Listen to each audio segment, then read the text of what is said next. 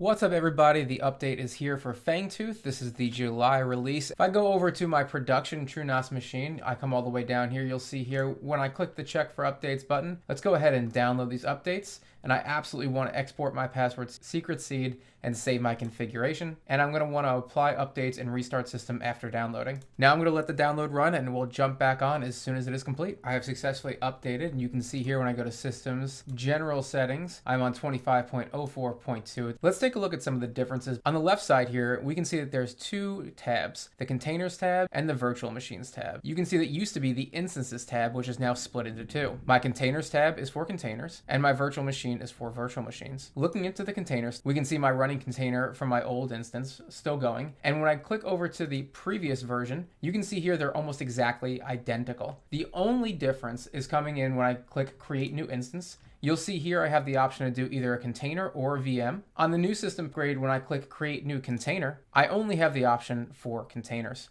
I just created this new test container using Ubuntu Noble and it worked just fine. Technically, this is supposed to be created with libvirt and not with Incus. I have no way of confirming that. In fact, I don't know where the volume for this actually lives, like where the virtual hard drive for this is, which is one of the big complaints that people had about Incus before. When I click over to my virtual machines, we can see here, this is my Proxmox backup server from before Fangtooth. This is my Electric Eel Proxmox backup server. I had lost this when I went ahead and made the upgrade, and I never went ahead and deleted it because there was no option to in the new interface, but here it actually is from the old one. But if you had previous virtual machines from Electric Eel that you didn't delete before you migrated, you may also see this. When I go to click the add button up here, you'll see here we get the old dialog to create a virtual machine with each of its individual steps as it was on Electric Eel. The reason for the split of these two tabs has to do with the middleware of container and virtual machine creation. We've covered this extensively on previous videos, and I'll link a video in the description below to the last T3 recap video describing in depth about the differentiation between the middlewares of Incus and libvirt. Jumping over to the release notes, this is the main change right here on the first bullet point, what they call classic virtualization. They're now split between the virtual machines and container screens. As you see here, the virtual machines created using the instances feature from Fangtooth are going to continue to use the container screen. Instances has now become containers. New VMs and those migrated from Electric Eel are going to use the virtual machine screen. Virtual machines will automatically migrate from Electric Eel to Fangtooth. There's no manual migration of virtual machines required. There's a few other options here that have been added,